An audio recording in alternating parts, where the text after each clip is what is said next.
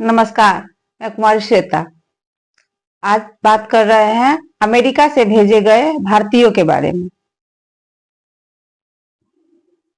America से भेजे गए अवैध भारतीय प्रवासियों को जंजीर लगाए जाने का मामला तूल पकड़ता दिख रहा है। इसे लेकर अब सियासत भी शुरू हो गई है। विपक्षी दल इस मुद्दे पर सरकार की घेराबंदी करने की कोशिश कर रहे हैं। इन सब के बीच विदेश मंत्री एस जयशंकर ने इस मुद्दे पर गुरुवार को राज्यसभा में बयान दिया। उन्होंने कहा कि भारत अमेरिकी सरकार से लगातार संपर्क में हो और उन्हें बुनियादी सुविधाएं मिले। आपको बता दें कि अमेरिका से 104 अवैध भारतीय प्रवासियों को लेकर एक विमान बुधवार को अमृतसर एयरपोर्ट पर लैंड हुआ था। ऐसे में सवाल यह है कि क्या अमेरिका में भारतीयों के खिलाफ कोई मुहिम चल रही है जिसे रोकने में सरकार नाकाम रही है? इसका जवाब है नहीं।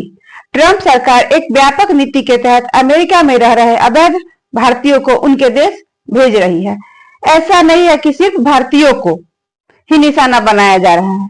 अब एक और सवाल ये खड़ा होता है कि क्या ये पहली बार हो रहा है? तो इसका जवाब है नहीं। मौजूदा सरकार से पहले भी अमेरिका से अवैध भारतीय वापस भेजे गए और इस तरीके से भी भेजे गए। असलियत यह है कि 2009 से 2014 के बीच अमेरिका में अवैध रूप से रह रहे 3766 भारतीयों को वापस भेजा गया। इसकी जानकारी खुद विदेश मंत्री ने संसद में दी। भारतीयों को जंजीरों में जकड़े जाने का वीडियो देखने के बाद अगर आपको लग रहा है कि ऐसा पहली बार किया गया है तो आप गलत हैं। सच्चाई ये है कि अवैध भारतीय प्रवासियों को 2012 से ही ऐसे ही भेजा जा रहा है। दरअसल 2012 में यूएस इमिग्रेशन और कस्टम्स एनफोर्समेंट ने एसओपी बनाई जिसके तहत अवैध प्रवासियों को ऐसे ही उनके देश भेजा जाता है। हालांकि महिलाओं बच्चों को नहीं बांधा जाता। 2011 में हुई थी ऐसी ही कार्रवाई। आज कांग्रेस भले इस मुद्दे पर मुखर है, लेकिन 2011 में एक घटना को याद करेंगे तो आपको भी ताजुब होगा। 2011 में कैलिफोर्निया की ट्री वैली यूनिवर्सिटी स्कैम का पर्दाफाश हुआ था। उस दौरान पता चला कि इस यूनिवर्सिटी में पढ़ाई के नाम पर फर्जीवाड़ा हो रहा है।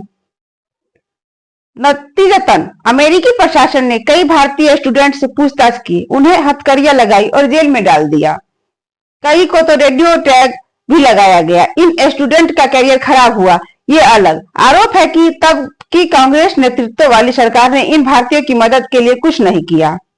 दूसरी तरफ इसी कांग्रेस की सरकार ने अवैध बांग्लादेशियों को उनके देश वापस भेजने के बारे में कुछ नहीं किया। आरोप तो यहां तक लगते हैं कि वोट बैंक के लिए बांग्लादेशियों को यहां बसाया और बसे रहने दिया।